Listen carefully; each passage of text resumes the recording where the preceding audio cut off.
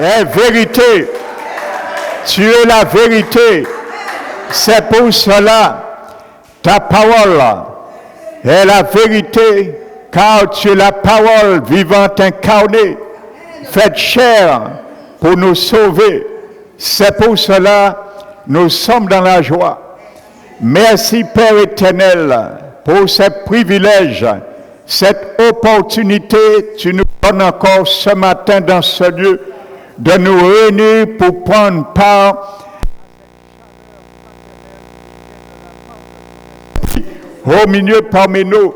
Nous t'élevons, te magnifions Seigneur, que ce matin, que tu puisses Seigneur allumer un feu, Père éternel, dans le cœur de chacun de nous, un feu dévorant, afin Seigneur, nous purifier encore notre être tout entier, l'esprit, l'âme et le corps, à travers l'œuvre salvateur, Seigneur, salvatrice, Seigneur, que ta parole fera au milieu de nous, par la puissance et l'onction de la force de ton esprit au milieu de nous, pour lequel je m'appuie encore sur lui, Seigneur, car il mettra encore la parole dans ma bouche. C'est pour cela que je me dispose encore, car je veux être encore ce matin le gant et dont l'Esprit de Dieu est la main. Merci Seigneur, afin de me diriger ce matin et proclamer ta parole de vérité. Merci, nous t'élevons, te magnifions Seigneur. Je cerne, Père éternel, et je proclame un contingent de confusion contre tout esprit malsain, malveillant qui voudrait perturber les pensées de quiconque ce matin dans ce lieu et le chasse maintenant au nom de Jésus-Christ. Merci Père, prends toute la place ce matin qui t'appartient et qui t'est dû de droit au nom de Jésus-Christ. Amen. Alléluia.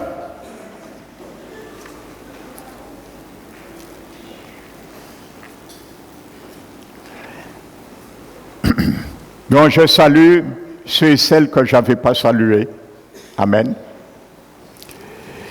Donc je vais donner ce matin la deuxième partie du message de dimanche dernier qui s'intitule « L'opération chirurgicale de la parole de Dieu ». Alléluia. Car la Bible nous le dit et nous allons le voir ce matin. Et comme j'aime le dire, l'Église du Seigneur Jésus, c'est un hôpital.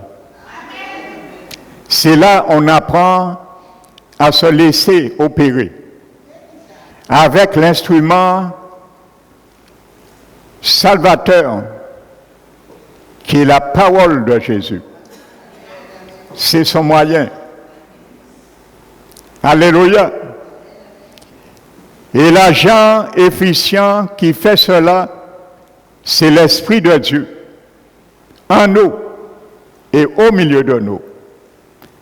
Et qui fasse son œuvre ce matin dans la vie de chacun de nous.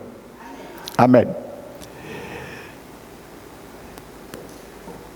Le livre des Hébreux, chapitre 4, verset 12, nous dit que la parole de Dieu, elle est vivante et efficace. Amen. S'il y a efficacité, c'est parce qu'il y a une œuvre à faire à travers cette efficacité. Vous savez, quand ton patron te dit,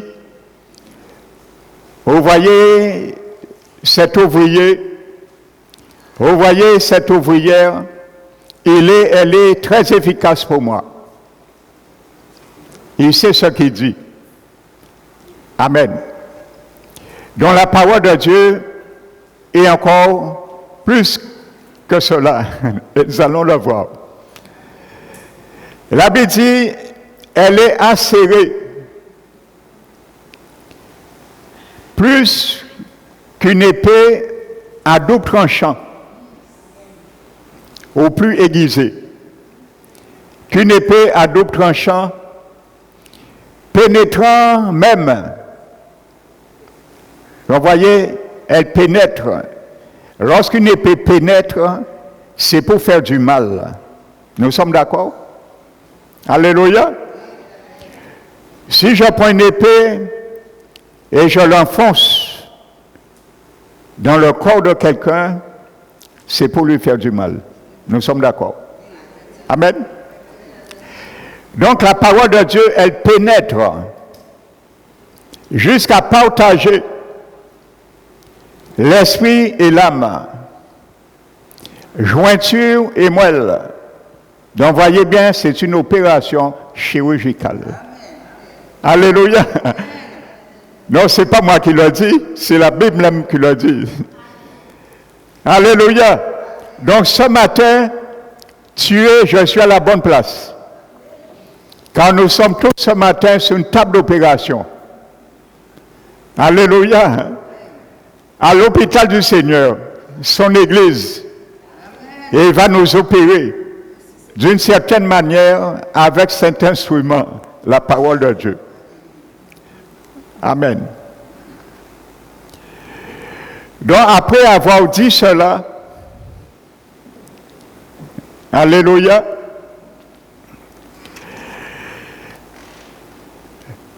le livre des Hébreux, après avoir, comme je l'ai cité, le verset 12, montré le rôle destructif exercé par la parole de Dieu sur notre âme et ses forteresses.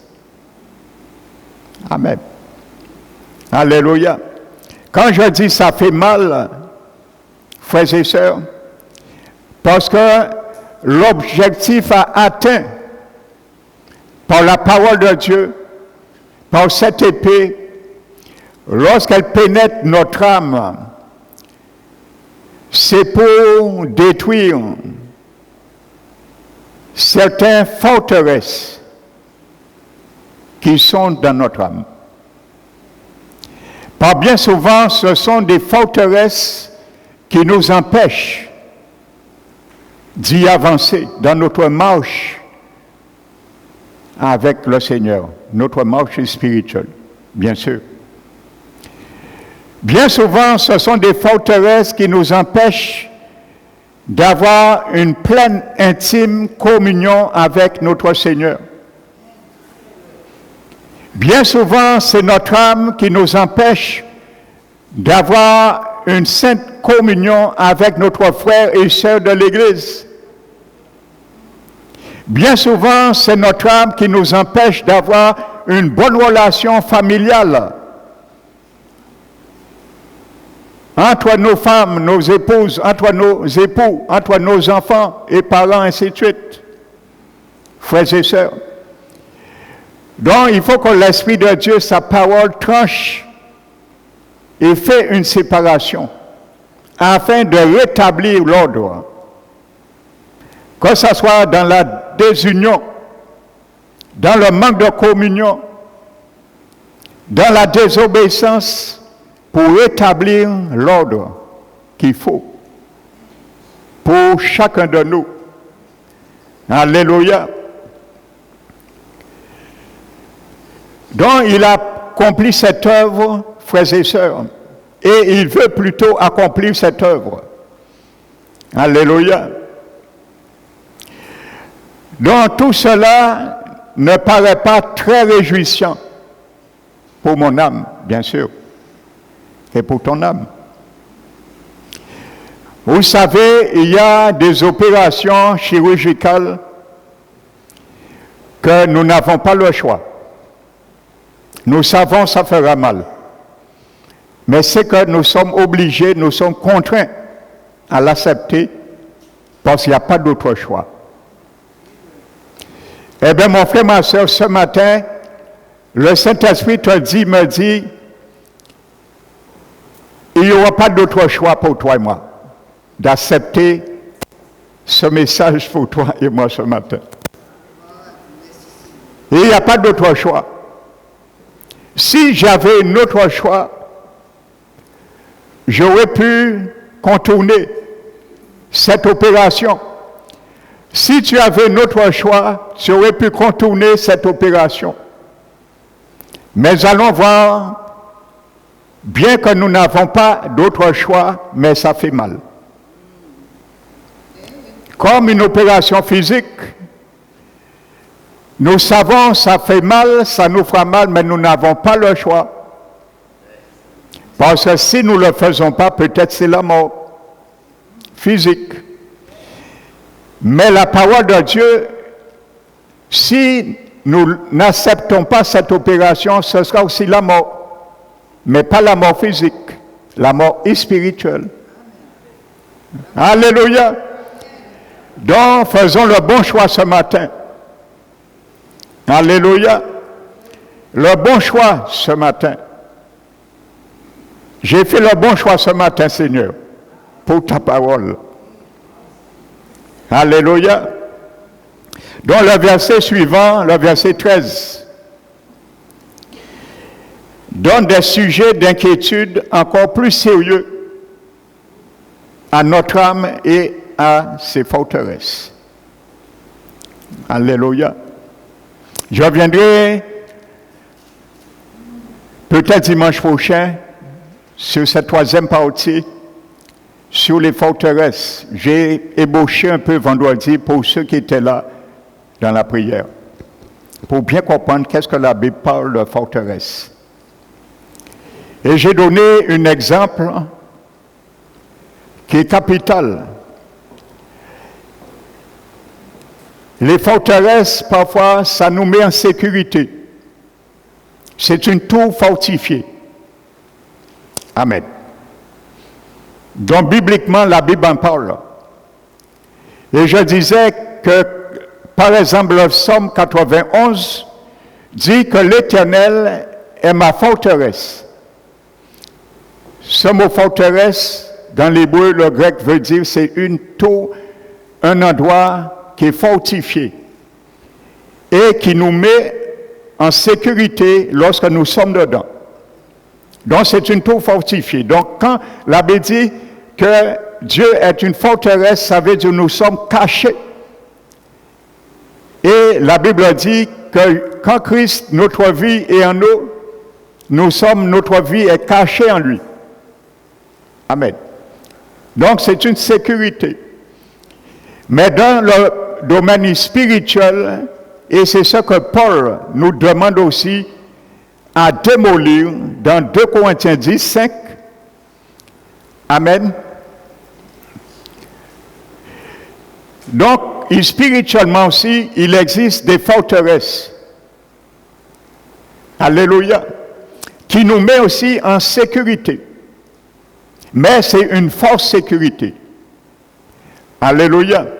Et je disais vendredi, voici une forteresse qui met beaucoup de personnes dans le monde en sécurité. Une forte sécurité. Quelle forteresse? Eh bien, le purgatoire. Voici une grosse forteresse qu'il faut démolir, frères et sœurs. Parce que les gens croient, par exemple, par la doctrine du purgatoire qui n'est pas biblique, un lieu qui n'a jamais existé en plus, qui n'existera jamais, eh bien, les gens se fortifient, se cachent dans cette tour fortifiée et ils sont en sécurité pour l'éternité. Vous voyez, c'est une forteresse spirituellement. Vous allez leur dire, vous savez, le Seigneur Jésus est venu mourir pour vous. Si vous donnez votre vie au Seigneur, vous serez sauvés. Il vous dit, j'ai ma religion.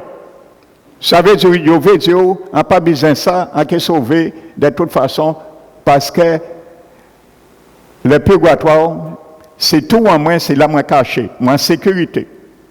Donc, c'est en quelque sorte, c'est ça que ça veut dire. Amen. Donc, voici une forteresse. Donc, il faut renverser cette forteresse pour accepter ce que dit la parole de Dieu. Et c'est l'objectif de la parole de Dieu. Il est en train de percer et de pénétrer dans toutes les dimensions de notre âme. Là, on va traiter l'âme, parce que l'âme de quelqu'un, c'est la personnalité. Ma vie, toute ma vie se passe dans mon âme. Toute ta vie se passe dans ton âme. C'est ta personne, ta personnalité. C'est là il y a les 5 sièges. La volition, les sentiments, l'entendement, les émotions, frères et sœurs, les décisions, tout se passe là. Amen. Donc l'Esprit Saint, il faut qu'il fasse une opération chirurgicale. Et parfois ça fait mal. Parce que quand quelqu'un accepte la parole de Dieu, la personne peut-être va réfléchir. Mais si aujourd'hui je rejette cette dogme, cette doctrine, cette tradition, comment ma famille va me voir? Comment mon mari va m'accepter maintenant dans le foyer? Comment ma femme, comment mes parents vont accepter cela? Donc ça fait mal, parce que quelque chose, il faut arracher de notre âme. Donc voyez bien, c'est là que je disais que si je prends mon épée et je pique quelqu'un, je le ferai mal. Eh bien la parole de Dieu, c'est la même réalité. Il y a des choses que nous aimons, des conceptions philosophiques, ainsi de suite. Le Seigneur veut les arracher. Parfois c'est une lutte. Nous sommes dans une opération. La parole essaie de retirer cela dans notre âme, mais notre âme dit non, non, laisse-le, laisse cette chose. Il y a une lutte, frères et sœurs. Il y a un déchirement qui se fait. Alléluia. Il y a des déchirements. Amen. Je vous ai donné mon témoignage déjà. J'étais, avant de convertir, un mordant du reggae. J'avais des centaines de disques. Et quand je me suis converti, je ne me suis pas débarrassé de cela. Je l'ai laissé stocker dans un grenier de ma maison, des années là. Même je ne les écoutais plus, mais je ne les avais jamais jetés. Et c'est le Saint-Esprit lui-même qui m'a parlé un jour. J'étais sur ma véranda. Il m'a parlé un jour. Et il m'a dit, tu as des choses qui sont considérées comme interdites, vouées à l'interdit. Il faut te débarrasser. Frères et sœurs. Vous savez, lorsqu'il m'a dit ça, j'ai vu tout de suite, parce qu'il m'a ouvert les yeux, et il m'a fait voir, c'est ça. J'ai fait comme si je n'ai pas entendu. Je vous le dis avec sincérité. J'ai fait comme si je n'ai pas compris. Mais le Saint-Esprit, il est omniscient, omnipotent.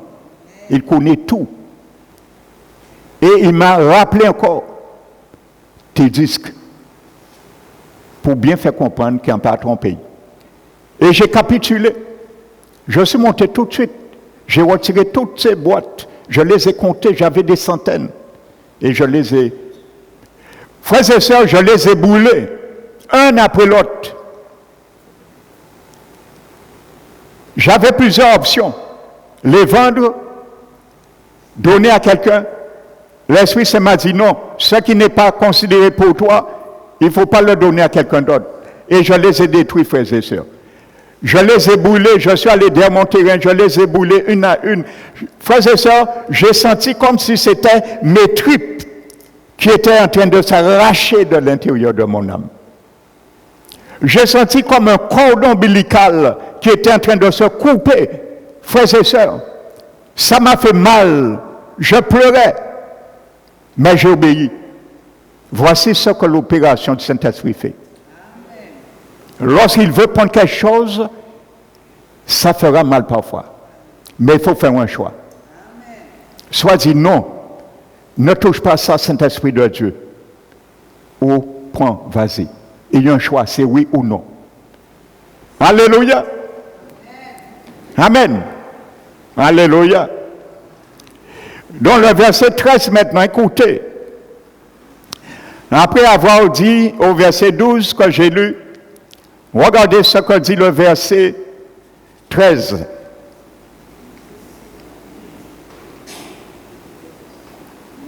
Il Il n'y a aucune créature,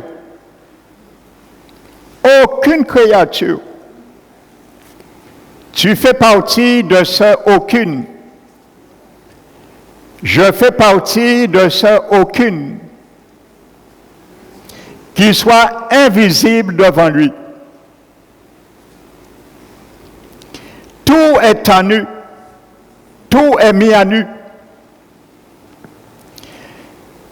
et terrassé aux yeux de celui à qui nous devons rendre compte. Alléluia. Dans l'opération chirurgicale du Saint-Esprit par sa parole, nous devons rendre compte à Dieu. Frères et sœurs. Alléluia. Le mot grec qui est traduit par mise à nu. Amen. Dans ce verset, c'est le mot grec trakélizo qui a donné le mot traché. Écoutez ce que ça veut dire. Mise à nu. Ça veut dire, ça signifie littéralement saisir à la gorge ou par la nuque. Amen. Ça se dit à propos d'un animal dont on met la gorge à nu pour le sacrifier. La parole de Dieu veut mettre mon âme, ton âme à nu. Montrer, exposer ce qu'il y a dedans. Ce que j'ai dedans, ce que tu as, avant de l'amener à l'autel de sacrifice. La parole de Dieu nous fait voir à l'intérieur ce qui ne va pas. Et il nous invite après, nous allons le voir, à aller à l'autel et mettre ça à l'autel pour nous en débarrasser. Si nous voulons simplement que la parole de Dieu nous montre ce qu'il y a de mauvais, de négatif, nous ne voulons pas aller l'emmener après à l'autel, c'est notre choix. Il le respectera. Mais nous allons voir les conséquences. Alléluia. Il y a ceux et celles qui refusent des opérations. Même s'il n'y a rien d'autre à faire, ils subissent les conséquences. Donc si nous oublions, nous refusons aussi l'opération du Saint-Esprit par sa parole, il y aura des conséquences. Alléluia. La Bible dit que les choses, ne voyez-vous pas que la nature même nous enseigne? Alléluia.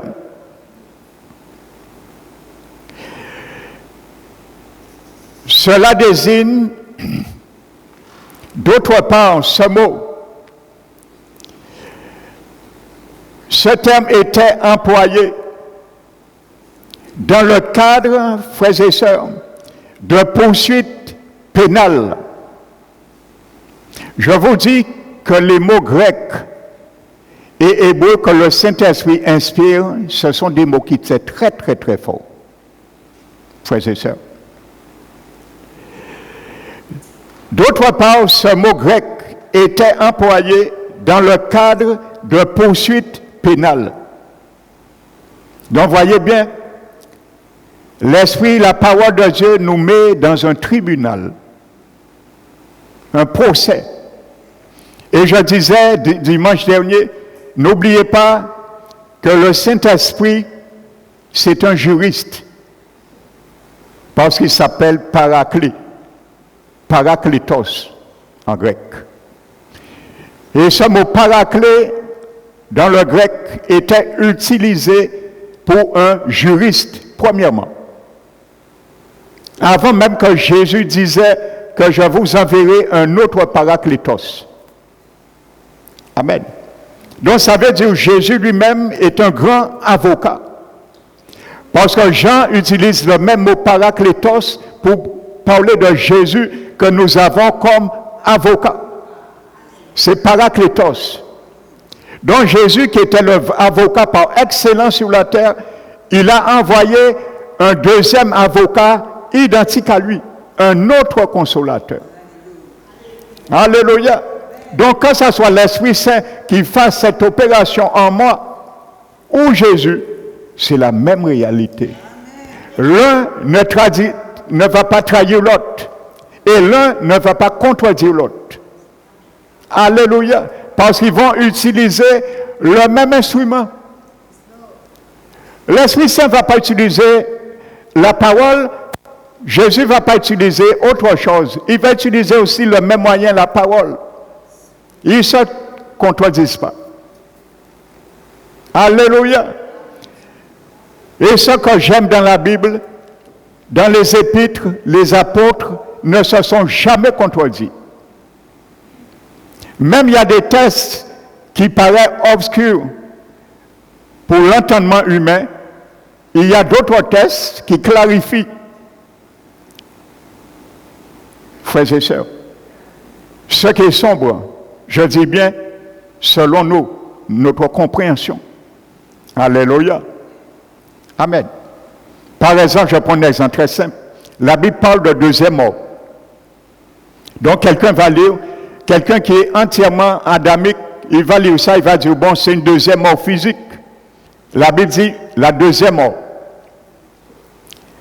Mais lorsque nous regardons dans d'autres passages, nous savons qu'il n'y a pas que la mort physique, il y a la mort spirituelle. Donc, c'est la deuxième mort spirituelle et non physique. Parce que les marqués également, lorsque nous faisons des versets antithétiques, on peut dire, Hébreux 9, 27 dit, il est réservé à tout homme de mourir une seule fois.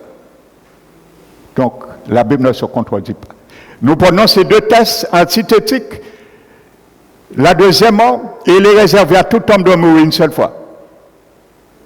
Il y a problème? Non. S'il est réservé à tout homme de mourir une seule fois, c'est la mort physique. Donc, ça ne peut pas être la deuxième mort physique. Donc, c'est la deuxième mort spirituelle. C'est comme ça qu'on interprète la Bible. Alléluia. On appelle ça l'herméneutique. C'est la science qui consiste à étudier les doctrines de la Bible. L'herméneutique, qu'on appelle ça. Alléluia. Donc, je continue. Ça veut dire un poignard, je continue le mot, mise à nu, parce que ça c'est capital de comprendre ça, mon frère, ma soeur, pour toi et moi. Parce que là, il s'agit de notre âme. N'oubliez pas le verset 12 dit, la parole pénètre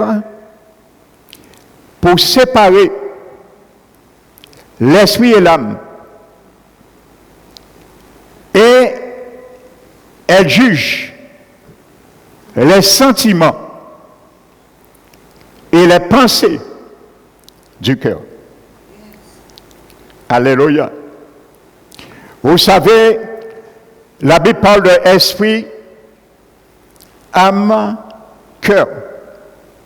Nous allons faire une trilogie pour bien comprendre quelque chose. Vous savez, l'esprit humain a des fonctions. Par exemple, bibliquement, sans rentrer en détail, nous savons la communion, l'intuition. Alléluia. C'est les fonctions et la conscience de l'esprit humain, qu'il soit chrétien ou pas. Dieu a doté l'esprit humain pour ça. La communion, l'intuition et la conscience. L'âme a la volonté, les sentiments, les émotions, l'entendement. Mais le cœur, si vous étudiez bibliquement, le cœur regroupe toutes les fonctions de l'âme et de l'esprit. Donc c'est pour ça que j'aime dire que le cœur est le personnage principal de l'homme. De même que l'âme fait la transaction, le lien entre l'esprit de l'homme et son corps, Le cœur fait la transaction, le lien entre l'esprit de l'homme et son âme. Donc c'est pour ça quand la Bible dit, il faut bien comprendre cela, quand la Bible dit, pénétrant à séparer esprit et âme, et il juge les sentiments du cœur. Alléluia. Donc nous voyons bien que l'opération se fait carrément dans l'âme. Alléluia. Parce qu'il y a une séparation entre ce qui est esprit, les fonctions de l'esprit et les fonctions de l'âme. Donc ce n'est pas une séparation substantielle.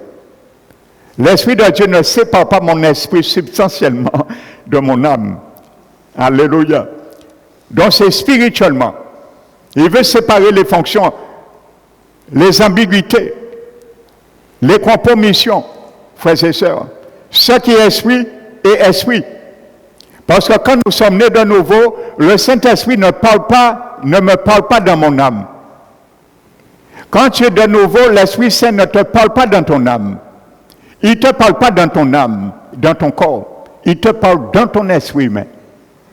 Alléluia. Donc la parole de Dieu est là pour faire la séparation, pour voir ce qui est esprit en nous, qui vient du Saint-Esprit, et ce qui vient de la chair dans notre âme. Donc c'est pour cela qu'il est obligé parfois de faire une opération chirurgicale pour faire cette distinction et séparer. Alléluia. Amen. On utilisait ce mot également, ce mot traqué, l'iso. Un poignard tranchant qui était accroché, j'expliquais, c'était un terme employé dans le cadre de poursuite pénale. Quelqu'un qui était à la barre, pour qu'il ne puisse pas mentir sur quiconque, avoir aucun recours, qu'est-ce qu'on faisait à travers ce mot? C'était l'action de prendre un poignard tranchant et il était accroché au cou de l'accusé. La pointe de ce poignard était juste au-dessus de son menton. Amen. De telle sorte qu'il ne pouvait pas baisser la tête et devait faire face au tribunal. Voici ce que ça veut dire, ce mot traqué, l'iso. La parole de Dieu te dit, mon frère, ma soeur, me dit, la parole de Dieu, c'est un poignard que Jésus met dans nos vies parfois, sur notre menton, de façon que nous ne puissions pas baisser les yeux. Parce que si ils essaient de baisser la tête, ça veut dire que tu essaies de mentir, le poignard va rentrer. C'est toi-même qui feras le poignard rentrer. Voici ce qui se passait dans l'Antiquité avec ce mot grec. Frères et sœurs, alléluia. Donc la parole de Dieu là, frères et sœurs, pour nous faire voir clairement, face à face, ne pas baisser la tête pour mentir ou chercher à nous défendre. Parce que nous nous ferons du mal nous-mêmes. Alléluia. Imaginez-vous cette réalité. À l'époque, on amène quelqu'un à la barre. Il est assis devant le juge. Et on lui met ce poignard là. Donc tu as un seul recours, c'est garder les yeux fixés et parler. Si tu essaies de baisser la tête, tu te fais, ce n'est pas eux qui vont l'enfoncer, c'est toi-même qui te fera du mal. C'est une manière de ne pas mentir. Alléluia! Voyez comment la parole de Dieu, elle est explicite à travers le mot grec. Alléluia! Nous lisons ça parfois. Tout est à nu devant lui. Mais je vous détaille l'exégèse de ce mot grec, frères et sœurs, pour comprendre la réalité. Que c'est vraiment une opération chirurgicale que la parole de Dieu fait avec nous. Chaque vous dans nos vies, chaque situation dans ma vie, Nous avons un seul choix, accepter ou ne pas accepter. Si tu n'acceptes pas ce que veut la parole, tu te feras du mal toi-même. Alléluia. Si je n'accepte pas, je me ferai mal moi-même. Jésus a dit que la parole, je vous dis, quand Jésus était sur terre, il démontrait cela, implicitement. Il disait, moi, la parole que je vous dis et que vous refusez, c'est elle qui vous jugera au dernier jour. Ce n'est pas Jésus qui va juger. C'est la parole elle-même qui va juger. Amen. Alléluia. La Bible dit que le Père lui-même ne juge personne. Mais il l'a envoyé et il a donné son jugement. Il l'a attribué à son Fils. En réalité, c'est Jésus qui jugera les morts et les vivants. Le Père lui a attribué cela. Mais il l'a attribué au Fils. Pourquoi? Parce qu'il est le Fils de l'homme et le Fils de Dieu. Maintenant, Jésus dit, lui, il ne va pas juger quiconque. C'est la parole qui va juger. Et qu'est-ce que la parole va dire maintenant? Le Père dit, il ne va pas juger. Il a donné au Fils. Le Fils dit, il ne va pas juger. C'est la parole. Maintenant, qu'est-ce que la parole dit? Alors la parole te dit, ce matin, me dit, ne me laisse pas te juger. Nous allons reprendre. La Bible dit que Dieu le Père lui-même ne juge personne. Mais il a attribué ce jugement au Fils. Jésus lui-même a dit implicitement, je ne juge personne. C'est la parole que je vous dis qui vous jugera. Maintenant, la Bible ne dit pas que la parole va dire que ce n'est pas moi qui vous juge, c'est quelqu'un. Maintenant, qu'est-ce que la parole nous dit? Eh bien, la parole te dit, me dit, ne fais de sorte que moi je ne te juge pas. Alléluia, c'est clair. Alléluia.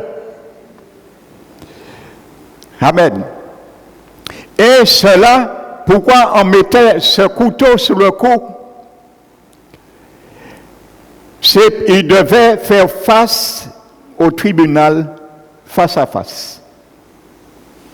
Amen. Ce n'est pas pour rien l'Esprit s'est inspiré ce mot. Il nous démontre, nous devons faire face à face à une réalité, mon frère, ma soeur. Amen. Nous devons faire face à des réalités dans nos vies. Amen.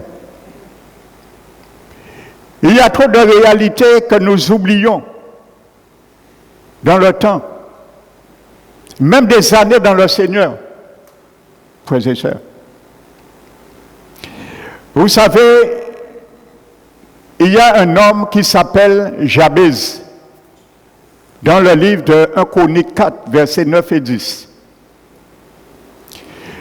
La Bible a dit que c'est sa mère qui lui a donné ce nom. Et pourquoi sa mère lui a donné ce nom? Parce qu'elle est marquée dans le verset 9 de 1 Chroniques 4. La mère lui dit, je l'ai enfanté avec souffrance. Donc c'est comme si la mère a attribué sa souffrance sur son fils. C'est comme si la mère a attribué ce qu'elle a subi sur son fils. Elle l'a projeté. Et lui a donné le nom de son fils, Jabez. Et Jabez en hébreu veut dire tourment, douleur, souffrance. C'est ça, ça veut dire le mot Jabez en hébreu. Douleur et souffrance. C'est pour ça que sa mère a donné ce nom. Parce qu'il a enfanté ce fils avec souffrance.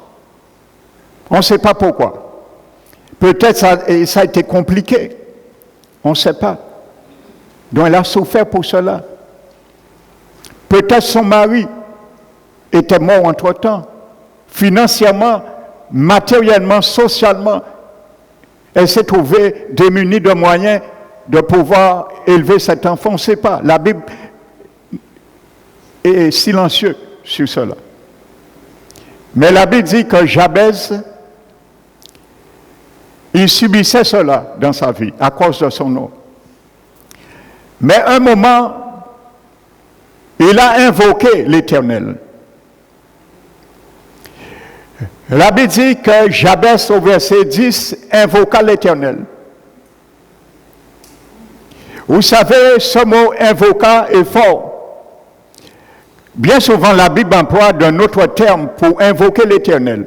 Ça veut dire que quand je prie, nous invoquons l'Éternel. Ça veut dire que nous prions et nous parlons à Dieu, ainsi de suite. Nous l'invitons dans nos prières, notre requête. Mais ce mot est plus fort. Le mot qui est traduit par invoquer l'Éternel dans Jabez, pour Jabez, c'est le mot hébreu kara. Ce mot veut dire insister jusqu'à ce que l'Éternel réponde. Lorsque nous lisons ça, nous pensons que Jabez, un jour, il a fait une prière. Seigneur, si tu me bénis, ainsi de suite. Et c'est fini, non. Ce mot kara veut dire que Jabez suppliait pendant peut-être un certain nombre de temps, jusqu'à ce qu'il voit l'exaucement. Frères et sœurs, pour sortir dans cet état, que son nom l'a mis. Parce que son état, c'était douleur et souffrance. C'est pour ça que je dis, faites attention au nom que vous donnez à vos enfants. Le nom détermine parfois la destinée de la personne. Il y a beaucoup d'exemples dans la Bible. Prenez Jacob, prenez Abraham, et ainsi de suite. Pierre, Paul, ainsi de suite. Alléluia. Donc je passe et je ne m'étends pas sur ça. Mais regardez, Jabez dit, il invoqua l'Éternel et il dit, si tu me bénis. Amen. Si tu étends mes limites, alléluia, si ta main est avec moi, et si tu me préserves du malheur, afin que je ne sois point dans la souffrance. Et ensuite, il y a des points d'interrogation. Ça veut dire que Dieu, l'auteur inspiré de la Bible, nous fait comprendre, c'est pas savoir aller plus loin. Il a été exaucé. Amen. Donc Jabez dit, Éternel, si tu étends mes limites, alléluia, ça veut dire agrandir ses limites, agrandir la sphère, son champ d'action. Il était restreint. Amen. Et le mot limite veut dire également territoire, parcelle, borné, poser des bornes. Amen. Vous savez, parfois, nous devons faire ces prières. Parfois, l'Esprit Saint va nous ramener par sa parole à invoquer l'Éternel et à lui demander aussi d'étendre nos limites. Lorsque nous sommes restreints parfois dans certains contextes dans nos vies. Alléluia. D'élargir nos limites. Alléluia. Amen. Il y a certaines personnes, je prends un exemple, pourquoi je suis venu, l'Esprit m'inspire sur Jabez. Il y a des chrétiens, ça ne va pas au niveau familial, par exemple. Et il y a un qui se convertit. Bien souvent, il y a des gens, des années, ils n'ont pas pardonné leur papa ou leur maman. qui n'ont pas pardonné pour une raison quelconque, ces personnes ont déjà accepté le Seigneur Jésus. Des années, leur âme est quand même dans l'amertume. Ils n'ont jamais vidé cette parcelle du tiroir de leur âme. Frères et sœurs, eh bien un jour l'Éternel nous conduira à une opération chirurgicale. Parce que nous ne pourrons pas traîner dans le tiroir de nos cœurs incessamment une offense non pardonnée. Parce que nous ne pourrons pas rentrer au ciel. N'oubliez pas, je dis bien, c'est parce que nous n'avons pas le choix. Nous devons accepter l'opération de la parole. Si nous refusons, je vous ai dit les conséquences. Ça fait mal, mais nous n'avons pas le choix.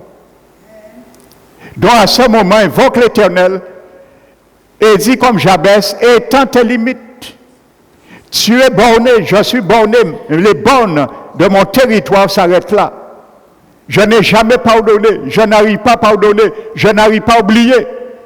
Les offenses, Éternel, retire ces bornes, mets-les plus larges et aide-moi à aller, à m'étendre sur ce terrain encore. Donne-moi du territoire, c'est ça, ça veut dire ce mot hébraïque. Mes limites. Donne-moi du terrain encore pour que je puisse avoir encore de l'influence, plus d'influence. Alléluia. Et le Seigneur va te donner tout ce que tu veux. Parce qu'il a exaucé Jabez.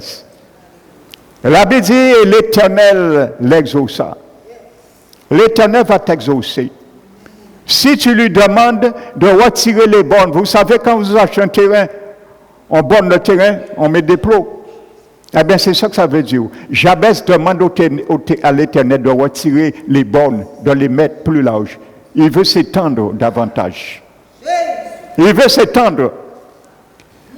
Alors le Seigneur va t'accorder, mon frère, ma soeur, d'aller voir ceux et celles tu n'as pas encore pardonné. Ceux et celles encore qui te met mal à l'aise en tant qu'enfant du Seigneur. Parce que le royaume de Jésus, c'est l'amour. L'amour qui vient de Dieu, frères et sœurs. Demande au Seigneur comme Jabez. Frères et sœurs, je sais que ce n'est pas facile de pardonner. Nous sommes humains. Mais faisons comme Jabez. Demandons à Dieu d'étendre nos limites. Et sa main sera avec nous. Parce qu'il a dit, si ta main est avec moi. Le mot main là, c'est un idiome hébraïque, veut dire la force et la puissance de Dieu. Quand la Bible parle de la main de l'Éternel, le doigt de l'Éternel, amen, et il y a un autre, la main, la droite, ça veut dire la force et la puissance de Dieu. Amen. C'est un idiome hébraïque. Ça veut dire la force et la puissance de Dieu sera avec lui pour cela. Donc il y a la puissance et la force de Dieu sera avec nous pour nous accompagner dans ça. Alléluia. Dieu ne va pas changer les bornes sans provision pour toi et moi. La provision, c'est sa force et sa puissance. Alléluia, qui sera en charge. Quand tu lui as demandé, il ne va pas simplement dire, bon, tu avais ça de terrain, donc je prends les bornes, je te donne ça. En plus, et tout. Il te donne le moyen d'y accomplir et de t'étendre aussi les activités. Alléluia, frères et sœurs. Donc le Seigneur est là pour cela. Étendre pour pouvoir aller. Dans Marc chapitre 5, je crois, Jésus était allé avec les disciples dans un territoire et à Gadara. Et il y a un démoniaque qui vient et qui le supplie. Nous connaissons l'histoire. Il a chassé 3000 démons dans le corps de ce jeune homme. Et la Bible nous dit que lorsque ce jeune homme a été délivré, lorsque Jésus allait retourner, il a demandé à Jésus de venir le laisser aller avec lui. Amen.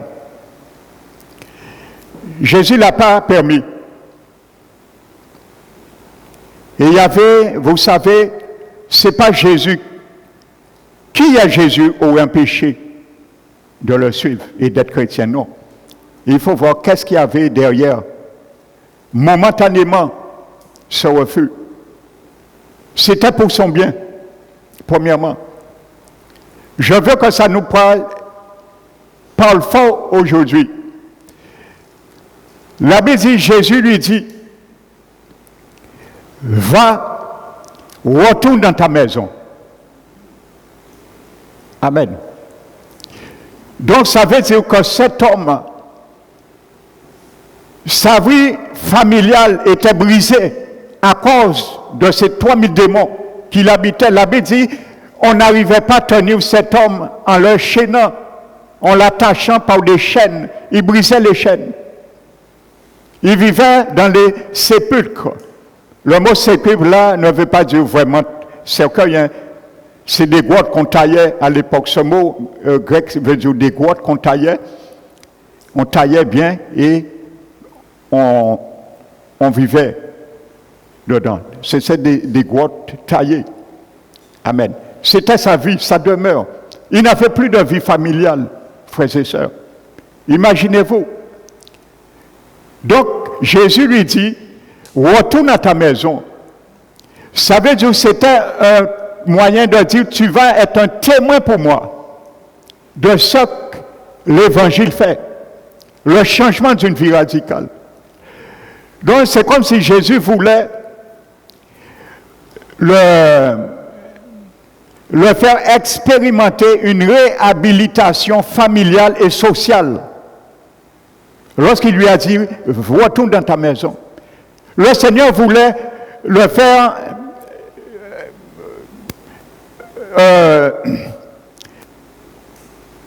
connaître une réhabilitation familiale et sociale.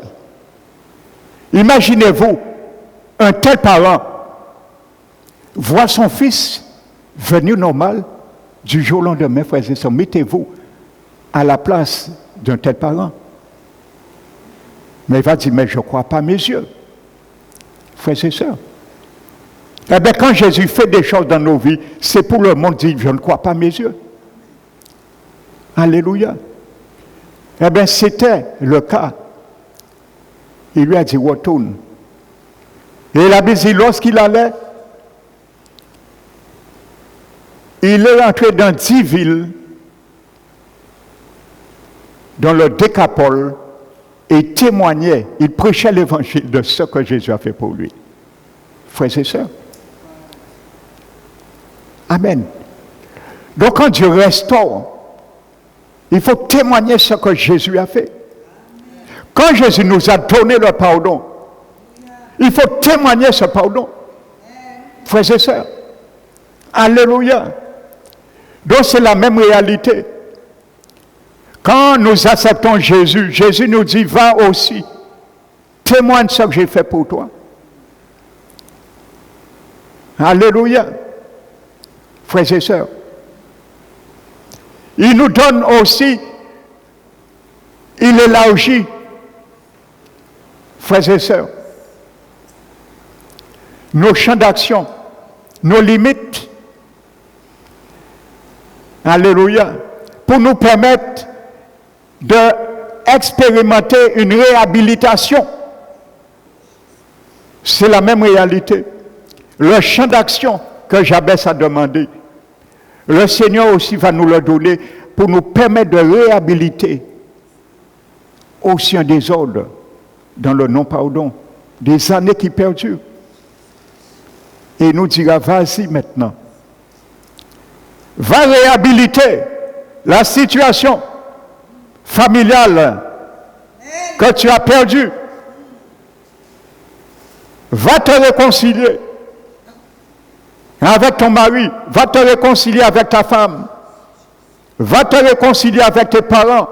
Va te réconcilier avec tes enfants que tu as perdu de vue, et ainsi de suite, que tu n'as jamais pardonné parce que tu es dans la douleur. Alléluia. Vous savez, la mère l'a enfanté dans la douleur. Vous savez aussi, il y a des gens qui nous ont enfanté aussi des situations dans la douleur. Il y a beaucoup de chrétiens, il y a des serviteurs qui les ont enfantés dans la douleur, qui les a déçus. Et ils restent dans cette douleur aussi. Frères et sœurs. Amen.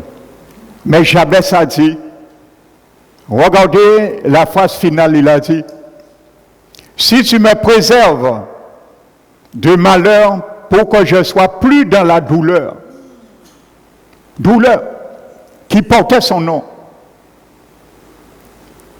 Alléluia. Ce matin, mon frère, ma soeur, qu'est-ce qui te fait aujourd'hui dans cette douleur de ton âme? Si ton âme est en douleur aujourd'hui, qu'est-ce qui fait que tu es dans cette douleur?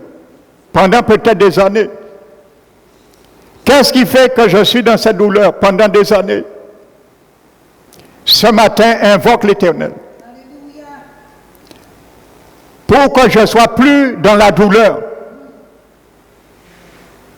Il va éteindre ton champ d'action.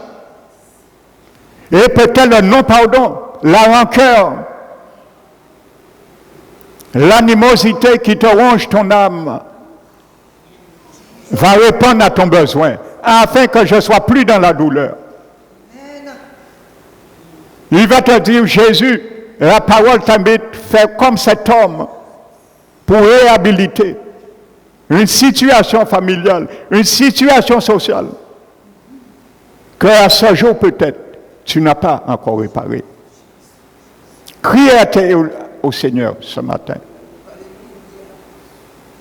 Criez au Seigneur. Alléluia. Et c'est si nous-mêmes nous avons enfanté notre malheur par notre désobéissance. Criez aussi au Seigneur. Parce que cela existe aussi. Bien souvent, nous nous sommes mis nous-mêmes dans notre douleur. L'apôtre Jacques, dans chapitre 1, le dit.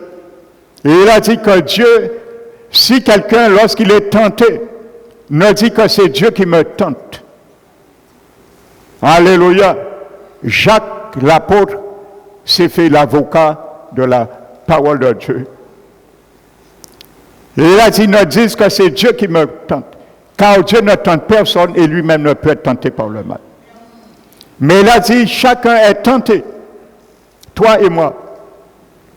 Chacun est tenté. Nous sommes dans ce chacun. Il n'a pas fait exception à la règle, chrétien ou pas chrétien. Chacun est tenté. Quel moment, lorsqu'il est attiré et amorcé par ses propres convoitises. Et la convoitise, lorsqu'elle enfante, engendre le péché.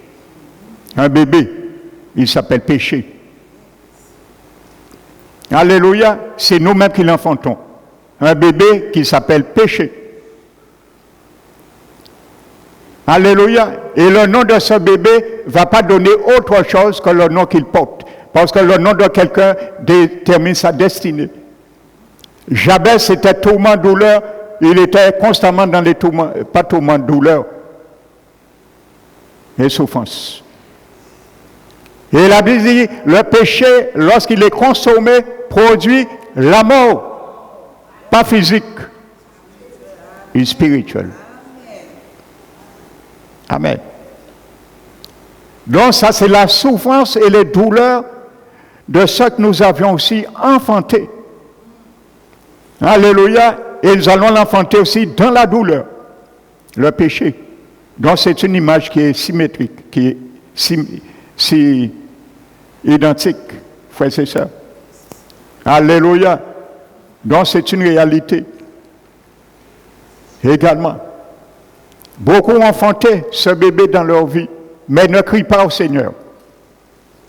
Et ils continuent à aller, frères et sœurs.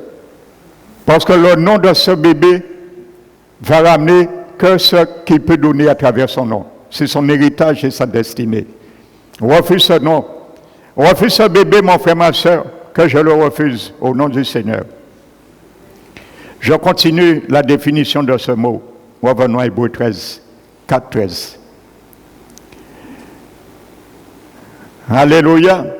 Dans ces deux cas, ce terme décrivait des situations graves, nous avons vu, de face à face.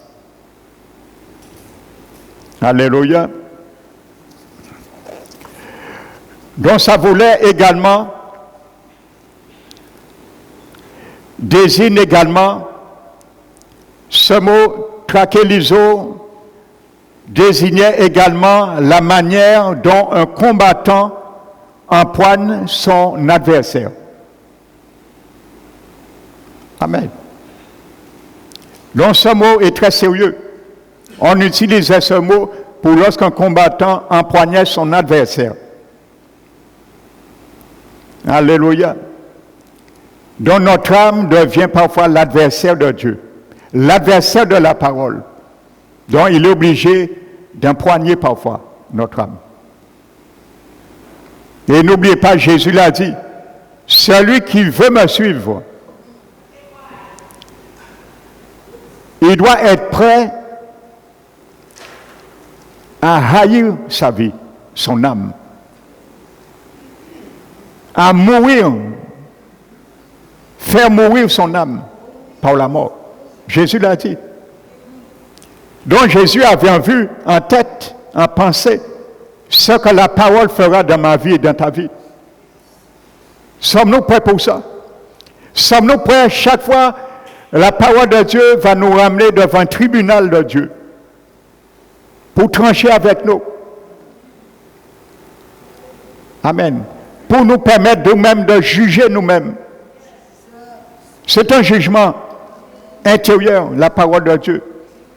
Parce qu'il juge les sentiments intérieurs. Et nous devons tous rendre compte à celui qui nous juge. La parole dont nous devons rendre compte. Est-ce que, oui Seigneur, j'ai compris, c'est bien mon état. Alléluia, donc tu acquiesces, d'accord. Ou tu dis, non Seigneur, ce n'est pas mon cas. Et tu te fais menteur. Alléluia. Mais vous savez, lorsqu'on ment, vous savez, au tribunal, pour savoir, quelqu'un dit faux, vrai, on le convoque à 3 intervalles différents. Et aux 3 intervalles, on prend des dépositions, la personne va dire 3 choses différentes. Et on se voit, c'est un menteur, il est faux. Amen. Donc, lorsque nous allons essayer de nous justifier, nous aurons tendance à baisser la tête, ou ça, le couteau va nous blesser. La parole, il va nous dire, attention, garde ta tête droite, regarde ma face. Alléluia. C'est un jugement de face à face qui se passait. C'était pour l'accusé puisse être vrai. Regardez la tête haute et regardez le juge et dire la vérité. Amen. Donc c'est un jugement, c'est un tribunal. N'oubliez pas, l'apôtre Paul d'un Corinthiens 10 dit aux chrétiens, avant de prendre la scène, il dit, jugez-vous vous-même.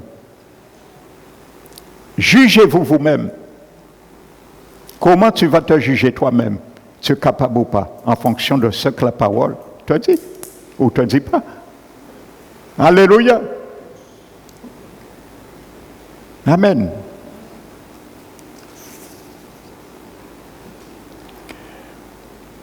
Donc, frères et sœurs, lorsqu'on est confronté au regard scruteur de la parole de Dieu, on doit automatiquement faire face à la vérité. Parfaite sur Dieu et sur nous-mêmes. Seigneur, je reconnais que j'ai tort et que tu es véridique. Alléluia. Et tu vas voir qu'est-ce que le Seigneur va te dire, va me dire après. Nous allons continuer à voir. Amen. La parole de Dieu, un jugement. Elle est là pour juger notre âme. Frères et sœurs.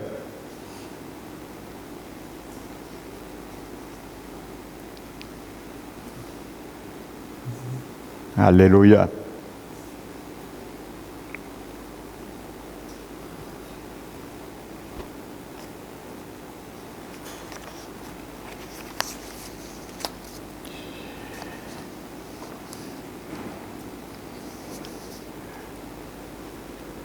Pour continuer sur ce mot à nu,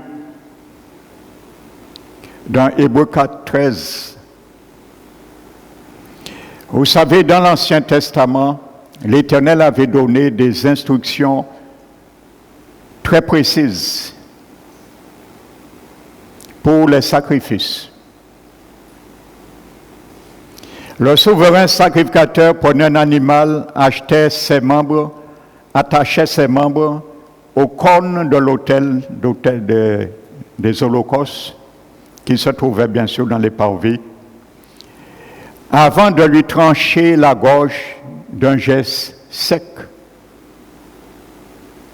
Parce que ce mot trachéliso, c'est un mot juridique, mais lévitique aussi. Il y a une ambivalence. Ça veut dire que quand la parole, nous allons voir nos juges, nous fait voir nous-mêmes notre propre jugement, nos acquiescions. Alors le Seigneur nous dit, bien, ma fille, mon fils, maintenant viens avec moi. Et il nous conduit à l'autel des holocaustes. Ça veut dire, si mon âme vivait 10 ans dans l'amertume, il n'avait jamais arrivé à réhabiliter ce contact, ce conflit. Nous considérons aujourd'hui, ça m'a ruiné. Aujourd'hui, je dois arrêter cela. Ce conflit, le Seigneur me dit, d'accord, tu as laissé ma parole te juger comme mon miroir. Tu as bien vu. Maintenant, viens avec moi. Maintenant, je vais mettre cette partie rancœur, non pardon, à mon autel. Et tu seras libéré. Et ton âme sera libérée. Et il te dira, bon, c'est bon, tu peux sortir sur le lit d'opération. Et quand tu sortiras guéri, les gens vont dire, pour ton chirurgien, il est fort, hein? Alléluia! Et quand tu vas témoigner, mon frère, ma soeur, comme ce garçon de Gadara, ce démoniaque, tu pourras amener d'autres au Seigneur. Parce que c'est un témoignage. Il a été là témoigné 10 villes à Décapole. Frères et sœurs, ce que le Seigneur a fait. On va dire, mais mon ami, je t'ai jamais connu aussi gentil, aussi bon comme ça. Toi qui étais quelqu'un qu'on te frappait, ou tu as fait tout possible pour frapper mon nom, eh bien tu seras un témoignage pour le Seigneur. Je serai un témoignage pour le Seigneur. Vous savez, il y a quelque chose qui me vient. Vous savez, un jour, je n'étais pas converti, bien sûr. Nous étions un jour, c'était en période de carnaval. Et à l'époque, c'était des voitures d'orchestre, c'était pas tout à fait comme maintenant. C'était les années 76. Donc, nous avions un groupe de la cité même, dont nous dansions derrière les groupes, c'était à l'époque Ramas, Exalouane. C'est à cette époque que ces deux orchestres ont pris naissance en Guadeloupe. Je les ai vus former en Guadeloupe. Et ainsi de suite. Mais vous savez, un jour, il y avait un gros attroupement. Et nous nous sommes confrontés avec un autre groupe de carénage. Mais ce jour-là, notre groupe était dispersé et on s'est retrouvés à deux, moi et un ami d'enfance.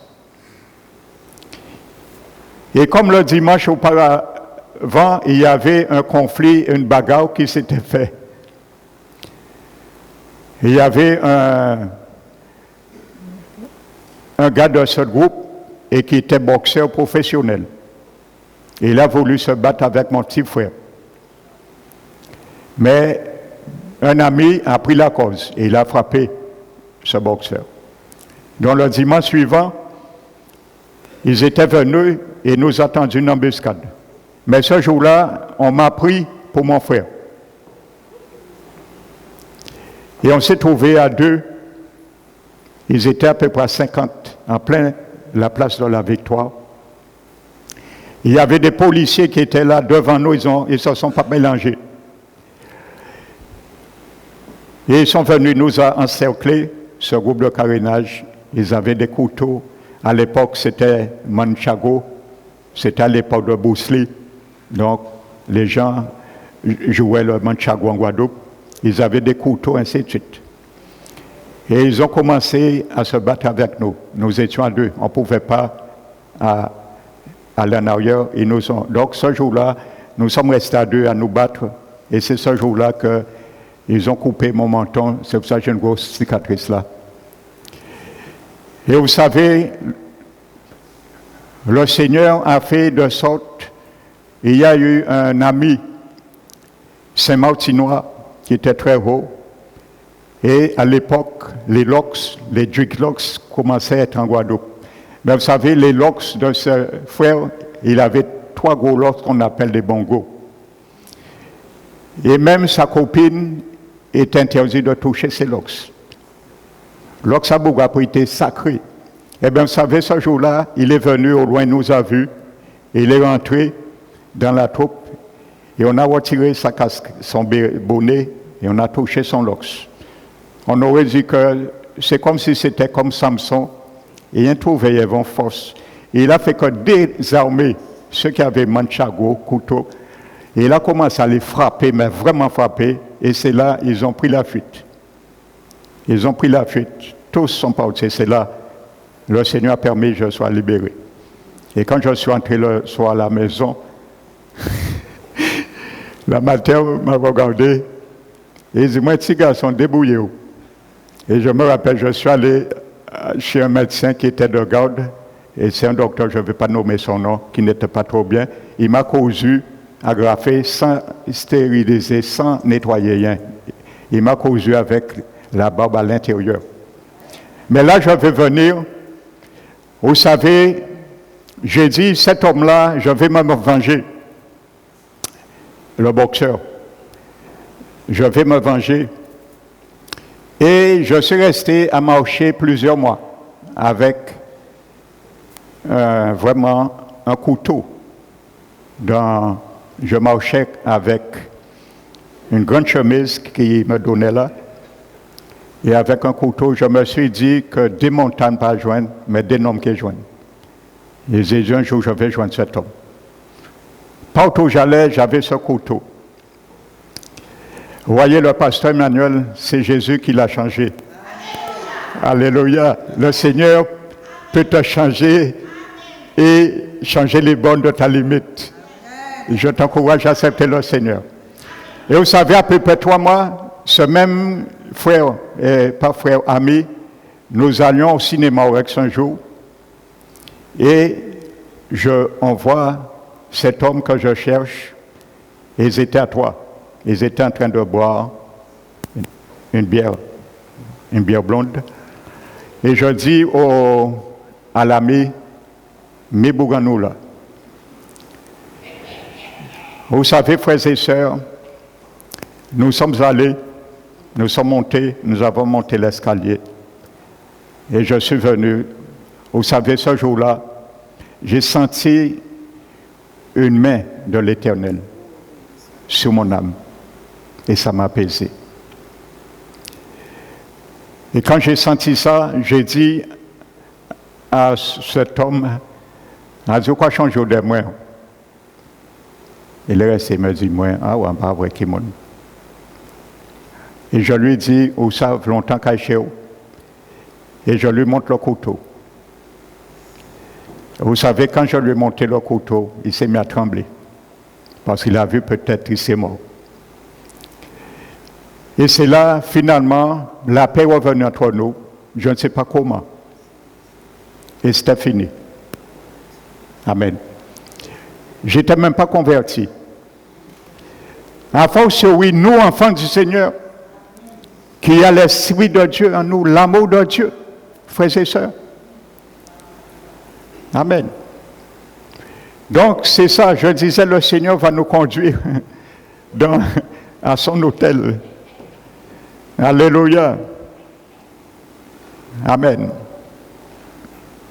Donc, je disais, le souverain sacrificateur, et je vais m'arrêter ce matin à cela, parce qu'il y a une merveille qui continue. Je prendrai du temps dimanche prochain sur ça.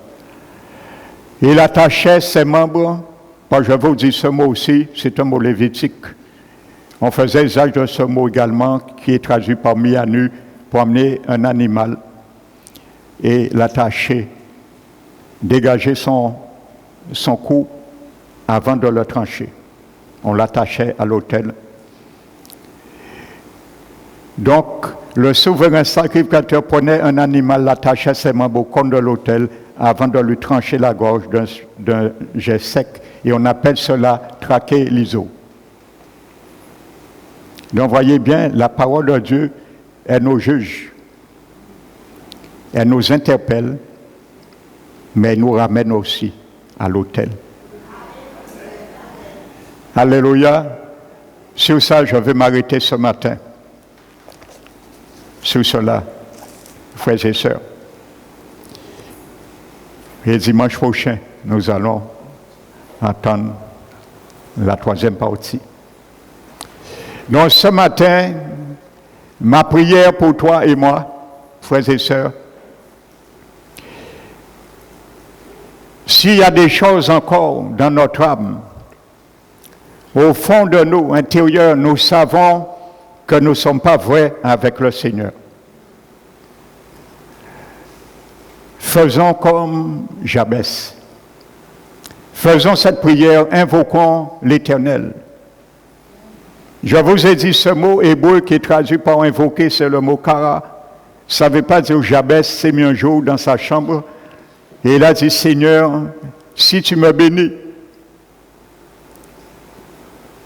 si tu étends mes limites, si ta main est avec moi, si tu me préserves du malheur afin que je sois point dans la douleur. Non, il a fait plusieurs fois. Il est venu, il a importuné le ciel, comme Jésus a dit, d'importuner le ciel quand il le faut. Il a donné une parabole d'une veuve qui importunait un juge. Et afin de casser la tête du juge, le juge a fléchi. Et il a dit, bon, c'est pas parce que tu es juste devant l'affaire, mais comme tu me casses la tête, alors je te fais grâce. Donc le Seigneur nous a donné cela.